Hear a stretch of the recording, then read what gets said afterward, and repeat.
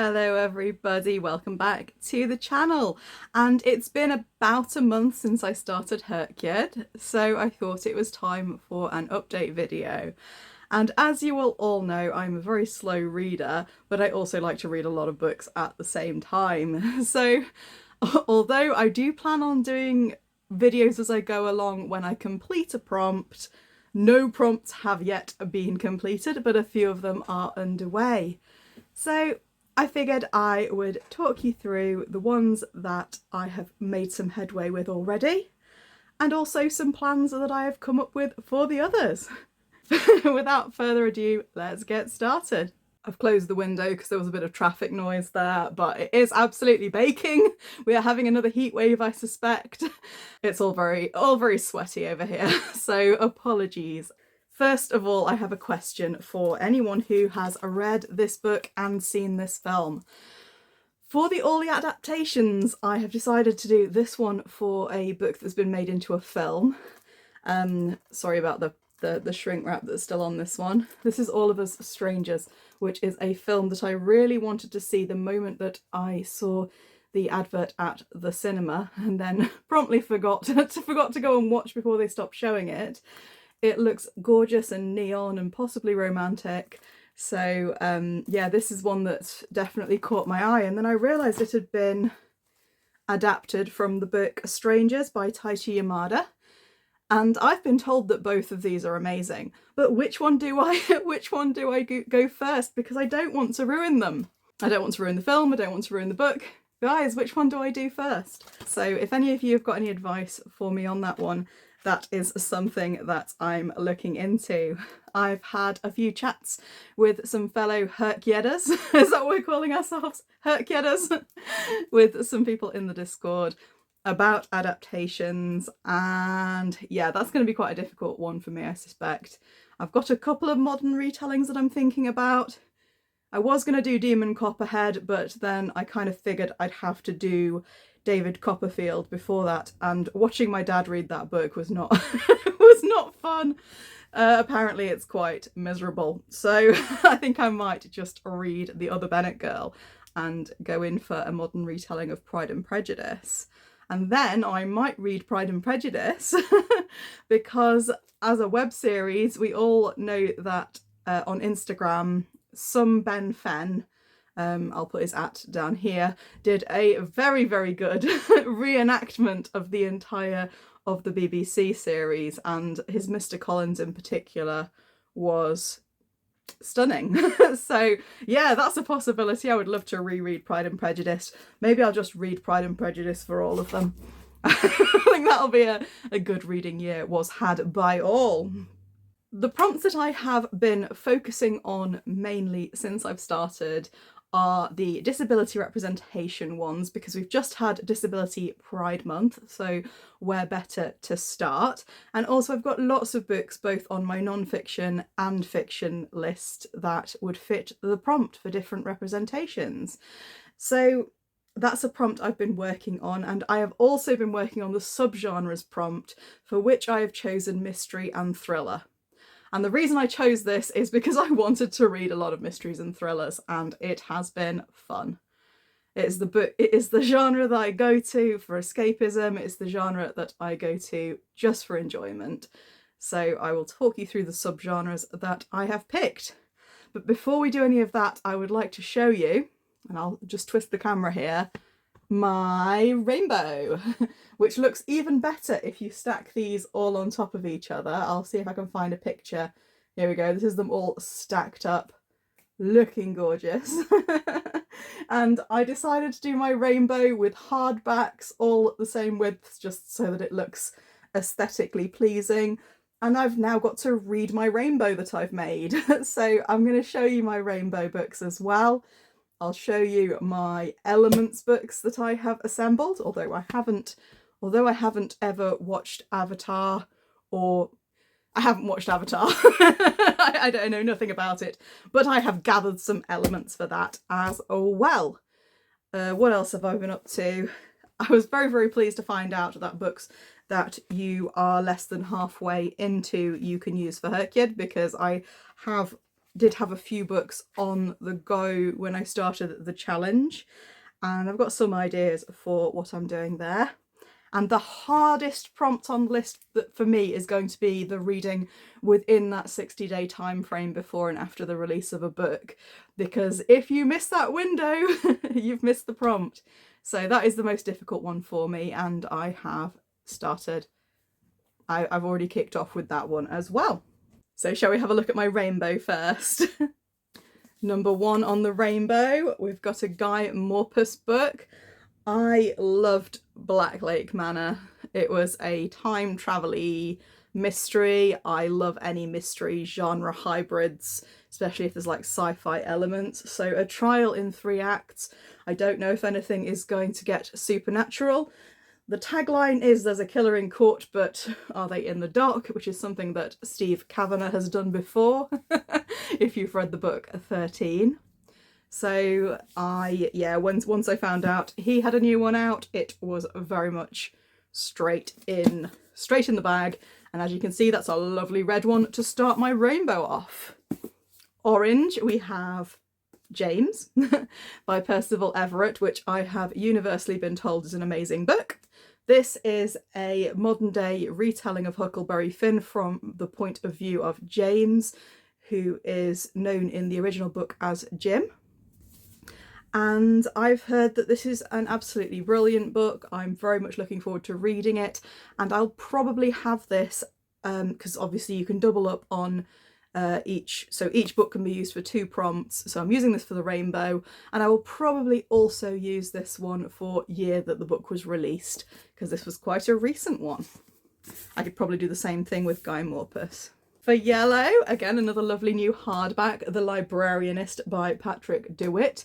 Again, because it's a nice hardback, I could probably use it for the year it came out, if it doesn't fit anything else. Patrick DeWitt is a brilliant author. All of his books are completely different from each other, and they're all very quirky. So if you want something a little bit different, he is well worth looking at. If you want those kind of quirky authors that don't really remind you of any other authors, The Sisters Brothers is the one that he is most famous for, which kind of feels like you're completing Red Dead Redemption side quests. So if you're a fan of little emotive stories set in the American West, that might be for you. I've no idea what this one's about. Libraries? Still not entirely sure. Let's hope all will be revealed when I get into it. I've tried to pick the covers that look most rainbowy, that look most kind of obviously like they'll fit the prompt. Sword Crossed by Freya Marsk. I have heard very, very good things about this author. Apparently they write a lot of romantasy that my friend Mare from Lady Mare Reads enjoys. I have the special editions of the other books that she's done. And yeah, Power Unbound and A Restless Truth, A Marvellous Light. This one I think is... I would guess from the title that it's a male-male romance. A dutiful heir, a roguish swordsman, a plot that could ruin them both. I think there's probably going to be a bit more than romance to the plot, though. That's the impression I get with this author. This, like I say, lovely cover. Very green. Perfect for the rainbow. Teal. I love teal books. I had a surprising number of teal books to choose from. I picked Ordinary Love by Marie Rakowski. I can't remember why I chose this one. Do I just like the cover? I think someone, you know when someone's blurbed something on Instagram and they make out it's going to be amazing. When Emily catches sight of Jennifer Hall at a party, she's transported back to the moment they fell in love as teenagers. Their connection was electric and they thought it was forever.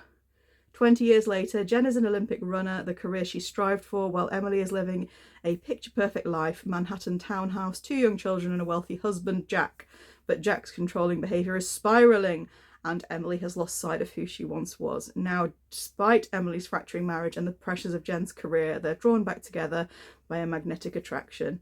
After years of heartbreak, missed chances and misunderstandings, will they finally ever get a second chance at first love? Oh, that sounds lovely. Yeah, I can see why I bought this now. That sounds right up my street. Second chance romance. Does sound like there might be some infidelity there, but it also sounds like the husband might be a bad guy. So we'll just have to find out. I love the cover. I love teal is one of my favourite colours. So yes, that can be part of my rainbow. Light blue.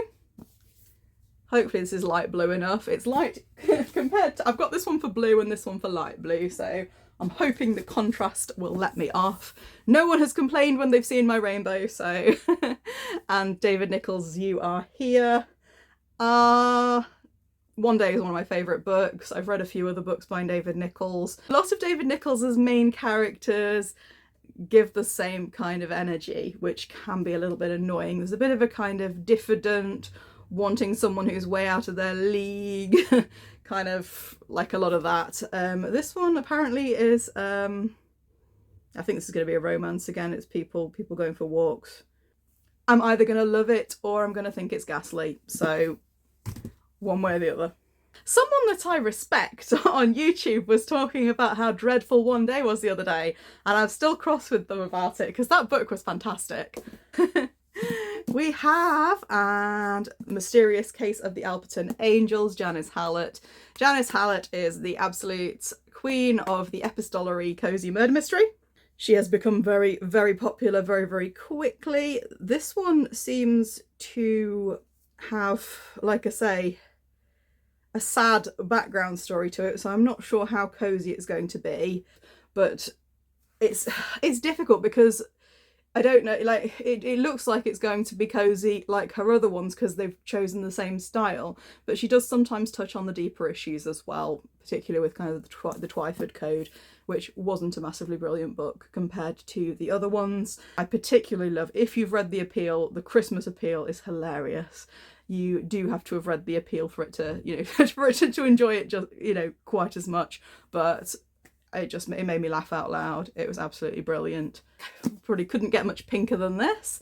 Want by Gillian Anderson. It's basically a book which is like a collection of women's fantasies, essentially, sexual fantasies, which was inspired by a book that came out in the 70s. I can't remember what it was called. My Secret Garden or something like that. So Gillian Anderson has compiled a series of fantasies and I'm hoping it's going to be fascinating. Apparently Gillian Anderson's fantasy is in that book somewhere as well, so we just have to look for one of the ones that either says not applicable to all of the demographics or someone who is, you know, in her kind of demographic brackets. Let me know if you figured it out, because I think she'll have probably made it more complicated than that. This one I've gone for purple. It is purple. You probably, yeah, you can probably tell easier in real life that it's purple. The Haunting of Moscow House by Alessia Salnikova-Gilmore.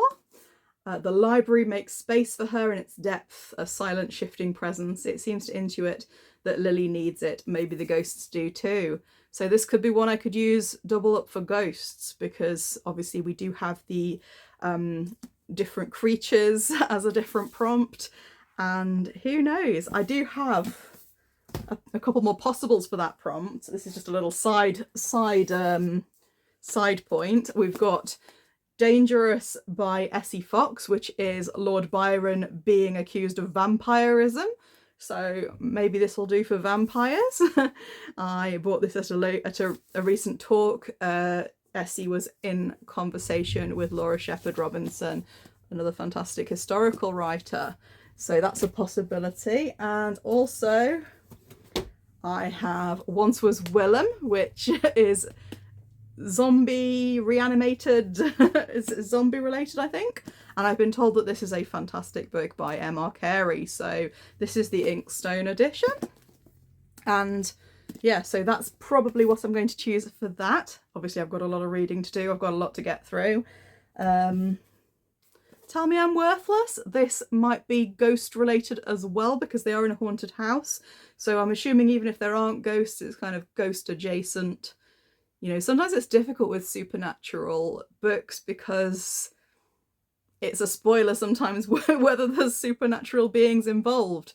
This might also be a good one for trans representation. I'm not certain, but I'm pretty sure it says that on the back. So, and I've read an Alison Rumfitt book before. She is She's quite out there. Brainworms was an experience. I think I did a video about it when I was very, very new to YouTube. So definitely don't go back and watch that, because that was back before I learned how to edit. Back to the rainbow. This one I've already started. This is black. I think it's black on the side, black on the back. I think that's more than half the cover. I'm counting it. This is one that I'm also hoping to use for the disability representation, because the main character is a wheelchair user, so I'm hoping that this will fit the bill. I've started reading it and it seems to already. Nadia Corafor, I've read Lagoon by her, which started out well and then kind of went a bit muddled. I don't think the second half was as good of that book, but definitely an interesting author, does a lot of sci-fi and stuff like that, so I'm interested to see where this one is going. This one's coming downstairs with me because I'm reading it. Ink Ribbon Red.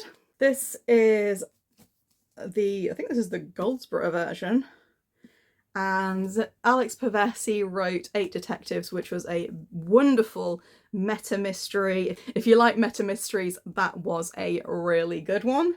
And let's see what he's got to offer next. I've not started that one yet, but it's on my most wanted.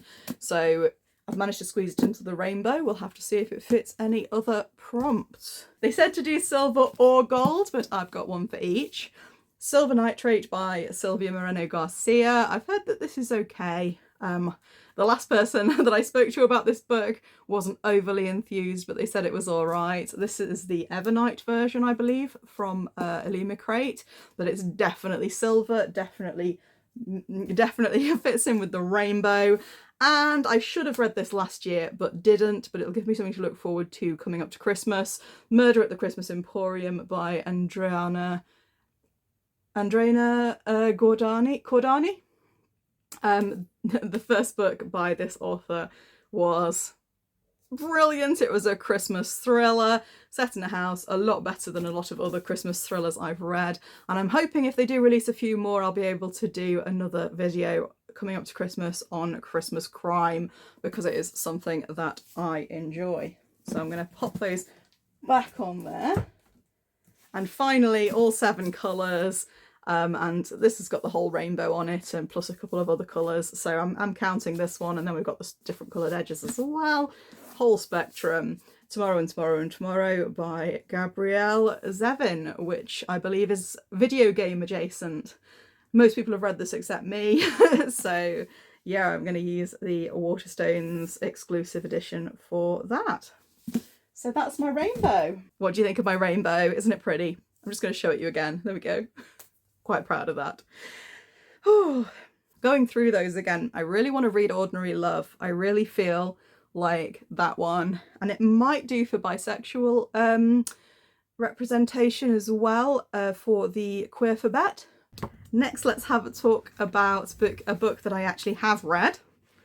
I've read this already, and this was one I started in Disability Pride Month, and it's a self-published book, I believe, by Hannah Setzer, who is an influencer, businesswoman. She does all sorts. She's currently doing a project to try and build an accessible play area in her local neighbourhood. And this one's called I'll Pray For You and Other Outrageous Things Said to Disabled People. And so Hannah Setzer has cystic hygroma, and she uses a trachea tube and a feeding tube to eat.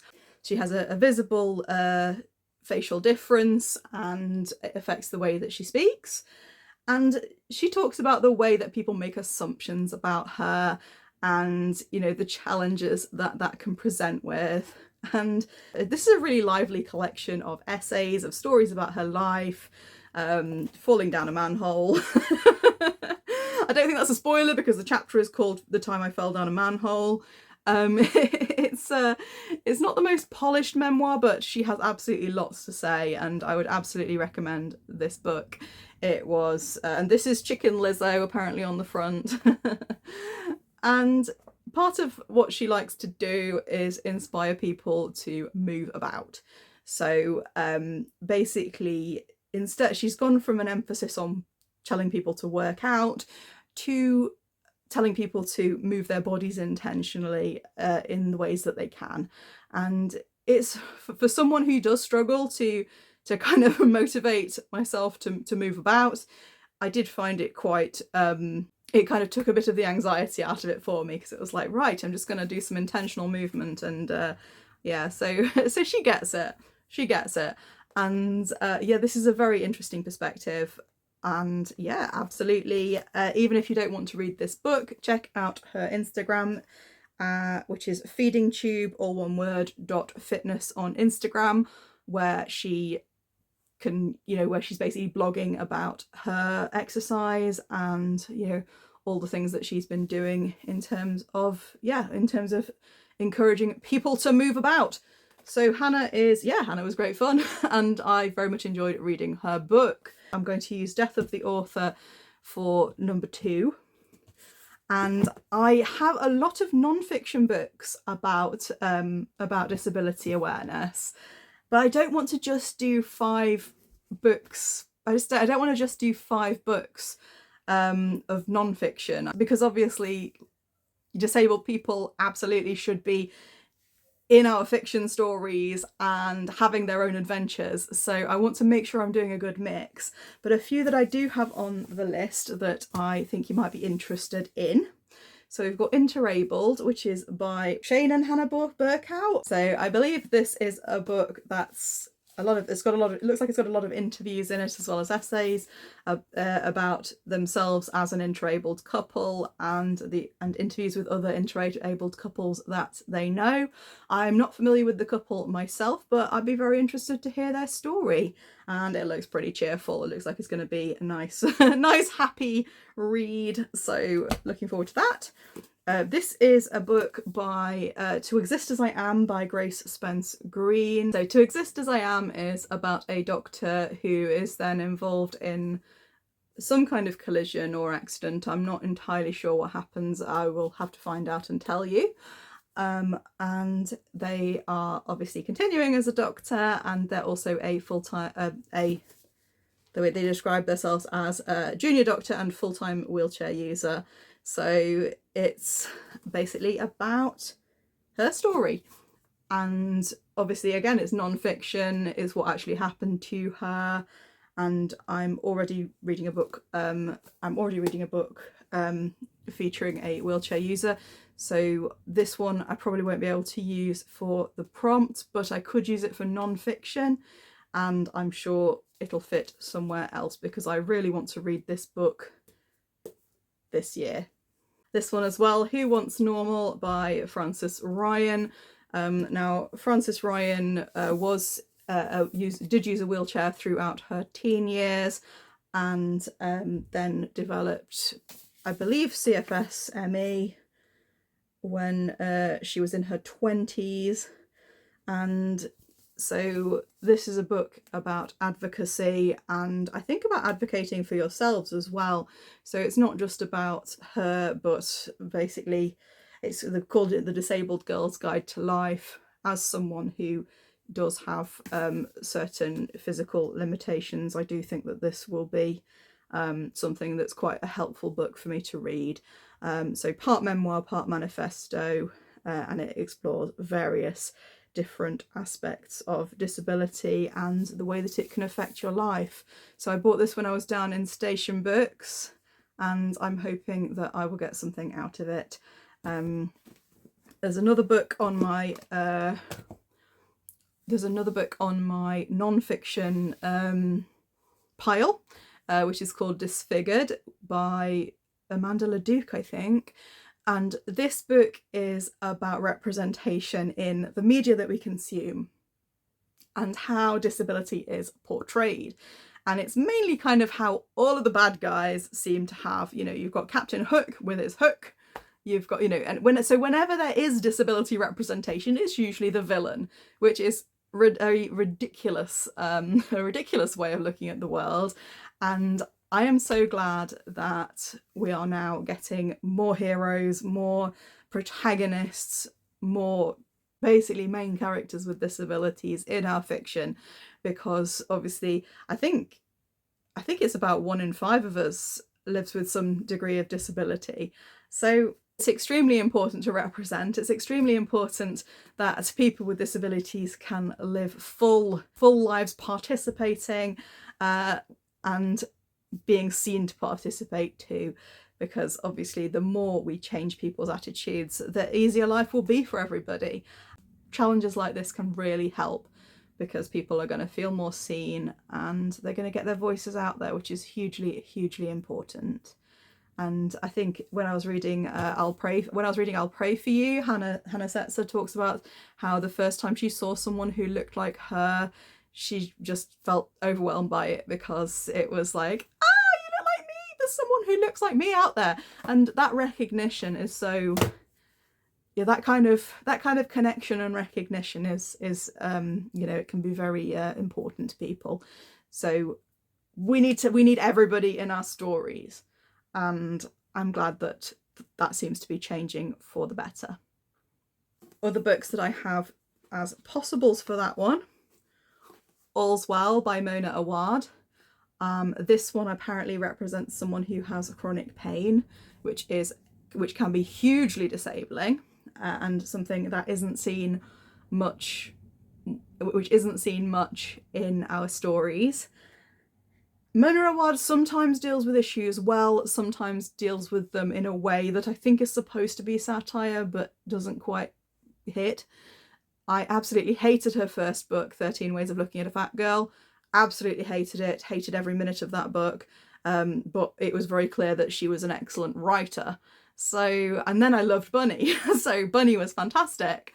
So I've got Rouge, which I love the cover of, and I've got All's Well. So I'm hoping that my experience with 13 Ways of Looking at a Fat Girl was a one-off, and that she will continue to deliver excellent books, because I think it's clear that she's on the right side. It's just sometimes I think she's trying to satirize things, and it comes across as making the problem worse rather than better, if you know what I mean. So yeah, I was miserable the entire time I read 13 Ways, but Bunny was brilliant, so let's see what happens with this one. I've heard that Six of Crows is a good duology, and so that might work for series Staircase as well. My understanding is that the main character has a disability, although I can't remember which one. I would like to read something to represent the mental side of disability. So something like I Never Promised You a Rose Garden. This is a book that I got in a blind date with a book when I was up in Scotland, and I believe it's about a woman who was in and out of institutions and her experience. I have actually, if you want a book that focuses on mental health, I actually have made a video called Mental Health in Fiction. So if you scroll down, I think I put it out this year.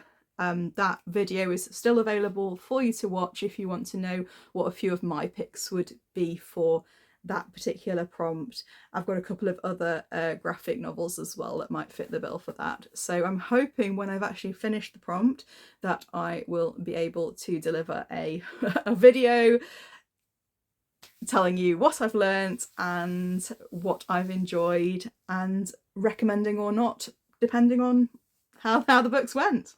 I feel like I should also read a romance for that. And I've been told that one of the Brown sisters, was it Get a Life Chloe Brown? They've all got very similar titles. It's one of the Talia Hibbert books, and yeah, I've been told that one of them has fibromyalgia representation, so that might be a good option too. Let's go on to the next. Let me show you my Elements books. I've chosen to go for covers, pictures rather than words, although some of them have the words in there as well.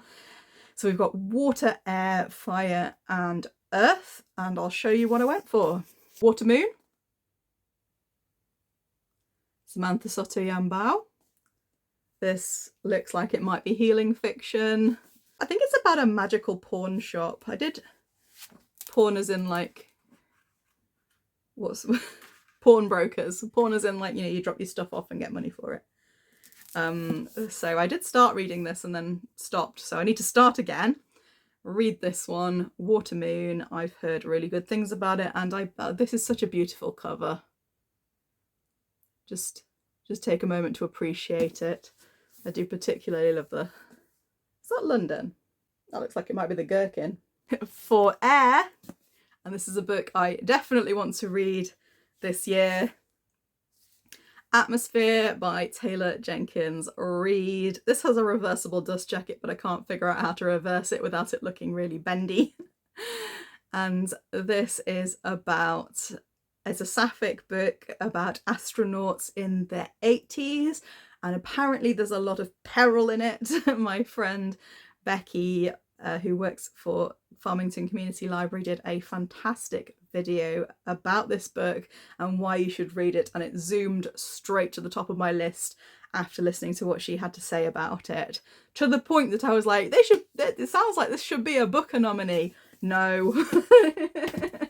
They never go for the middle brow. Come on, guys. They never go for the middle brow. This book has also been highly recommended to me, and we've got Fire, S.A. Cosby's King of Ashes. They are currently reading this for Camp Litzy. My friend Carl just finished it and said it was 6 out of 5, you know, 11 out of 10, brilliant. I haven't read any S.A. Cosby books, although I have about 3. And I've been told he is the absolute king of crime.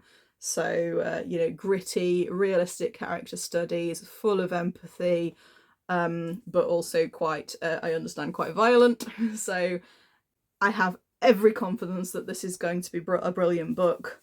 In fact, I should probably start reading all 4 of these, because the other one I've chosen for Earth is Stone Yard Devotional. I'm counting this. There's a whole load of sand there. By Charlotte Wood. This was Booker nominated, longlisted last year. That's about as earthy as I've got. I was thinking about maybe the Potting Shed Murder, but this one matches the other books better, and I do like it when they look. I do like it when my challenge books look good together. So yeah, this is what they look like all together. I think I've done a good job. So now I need to read the elements. I really do have my work cut out for me, don't I? So yeah, so I love the way that I'm updating you, but most of this is stuff I'm still yet to read. I do read occasionally. And speaking of which, I am well underway in the subgenres prompt, and this is probably going to be the first one I'm going to finish. And because I'm halfway through quite a few of these already and excited about the other ones. I love reading mystery novels. Anything that's got a mystery at the centre of it is going to have a hook for me. And I've read a few disappointing ones recently, I'm not going to lie. There have been a few that I have been, you know, highly disappointed with. But someone who never disappoints me, or at least hasn't yet, Laura Shepherd Robinson. The Art of a Lie. This is also going to be used for reading it in the first 60 days since it came out, because it came out last month and I'm reading it. This is the Goldsborough version. I also have the regular version, which I'll just stick them behind my head next time I make a video. And it's got what she describes as the spine apple. And I am absolutely loving this book so far. This is a historical mystery, and it's a bit of a thriller as well. And unlike some of the books I've read recently, you really want to know what happens next. It's very Moorish. It's very draws you in, and even though you know what's going on, like you're very much kind of in the kind of bubble with the characters, you still want to turn those pages. So I was amazed by Square of Sevens. That was a fantastic book. I now want to read everything that she's ever written, because she is a master already, a master of the craft. And yeah, and I believe she started writing later in life, which gives me hope that I can one day finish a book. And this is a book about a a woman who she's a widow who owns a confectionery store in the middle of London, and then Henry Fielding turns up and is like, I'm investigating your husband's murder and possibly going to impound his assets, seize his assets. And another gentleman shows up and she's trying to get to the bottom of everything that's been going on with her husband. And yeah, it's fascinating. It's really, really, really, really good. Couldn't recommend more. I'm halfway through, but I'm pretty sure this isn't going to be a dud. So that's my historical. That's subgenre number 1. Subgenre number 2, and we've had a discussion about whether or not this counts as a subgenre because it's more of a hybrid genre, but with the fellow buddies in the Herkyard Discord group, we could name dozens and dozens of sci-fi murder mysteries. So this is a sci-fi murder mystery, The Launch Party by Lauren Forry. This could be so good, but I can't endorse this book because there's some really badly handled racism. Like, it is not handled sensitively, it isn't handled well, it isn't handled well by the author or by the characters, and it is frustrating and upsetting me. And I've not quite finished it yet, I'm not far from the end, but depending on how this ends will, completely depend on whether it's a complete write-off or not. So far I'm getting very, very frustrated with the way that racism is being handled, both by the author and the characters. I'm finding it very disappointing, and I don't understand where the sensitivity readers were. Surely they could have just got someone to sensitivity read this and be like, what are you doing? You need to go and check this. So, but it is a sci-fi murder mystery, so it will be one of my subgenres. A subgenre I haven't explored much of. I think I have read a bit of Raymond Chandler, but we're going to go Hardboiled. This is The Maltese Falcon by Dashiell Hammett. And if you type in kind of hard-boiled detective stories, this is one, along with Raymond Chandler, this is one of them that comes up everywhere. So I'm going to give it a go as a classic of the genre. I'm going to go cozy as well. I have a Janice Hallett. Sounds kind of like it might be cozy. So yeah, I'm probably going to go Janice Hallett for cozy, although I do have a murder mystery that has scone in the title. So, I mean, it's got to be a bit cozy if it's got the words. I think it's called Dead and Scone by Suk Panu. So that might be cozy. It can't not be cozy if it's got the word scone in the title, I insist. But yes, I'm definitely going to have a cozy one for that. And the other two subgenres I have read In a Dark, Dark Wood by Ruth Ware. I read this on my Kindle as a thriller. And it would have been better if I hadn't got it all figured out. I gave it 3 stars, but I think perhaps I was being a little bit mean. But like, Ruth Ware is brilliant. She's a brilliant thriller writer. This one is about a group of people going on a hen do in the middle of the dark woods. And it kind of jumps back in time from the hospital where the main character winds up about halfway through. And it's jumping backwards and forwards as to what she remembers. And I personally would rather it hadn't jumped back and forward. I'd have probably enjoyed it more if they just played it out as a straight thriller. Lucy Foley does that a lot too, and I find it annoying. It doesn't build suspense for me. Just, if it's not actually doing something for the story, just start at the beginning and work forwards and just let me follow it so my brain doesn't have to jump about. But it did have atmosphere. They were all very secluded in the snowy woods, and there was, yeah. So I'm still going to read everything that Ruth Ware has ever read. I have everything ready to go for that. So that's what I read for. See, that's a book I did actually complete. I do read books sometimes. that one has been completed. And finally, I'm going to read a classic Golden Age mystery, and I'm going to go Death on the Nile. I do like this cover. Death on the Nile. Pretty sure I've seen the film. Hopefully I won't remember who did it when I'm reading it. I love reading Agatha Christie.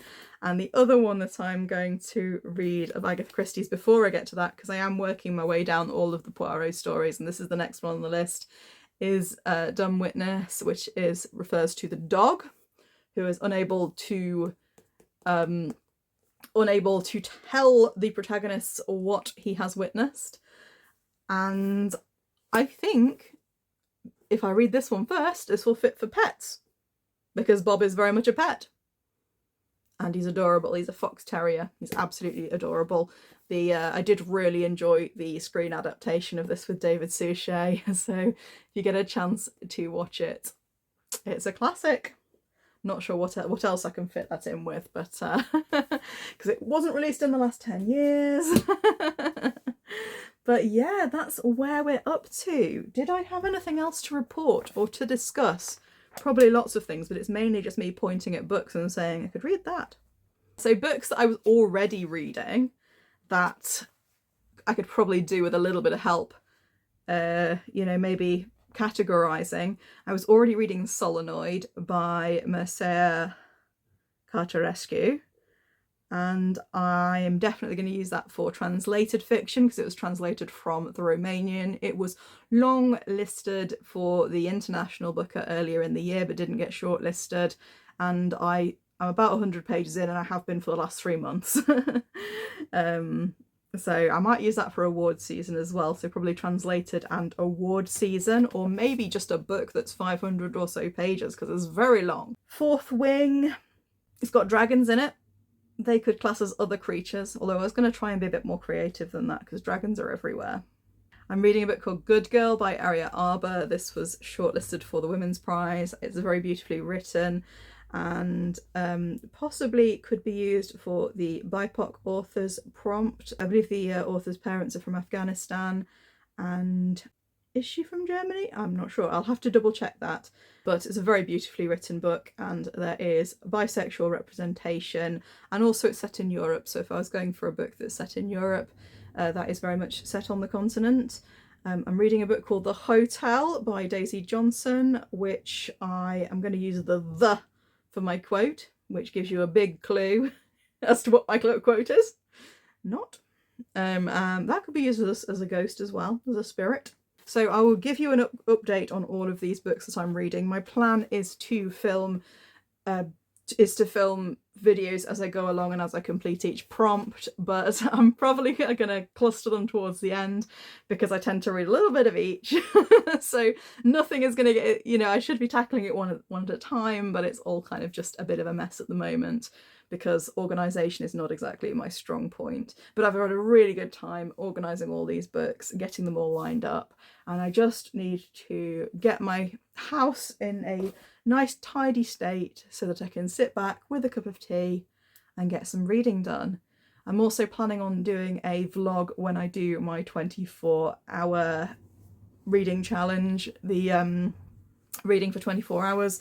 I won't make it a full 24 hours because, usually I can't make it more than a few hours without having a nap.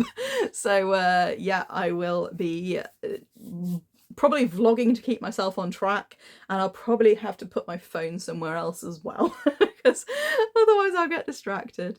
But yeah, that's where I'm up to, and I'm really enjoying the challenge so far. Really enjoying trying to fit books in all over the place, and the only problem is so many books, so little time. Please let me know how you are getting on with your challenge and what you think of my choices. And I will catch you in the Discord or in the comments section. See you later. Bye bye.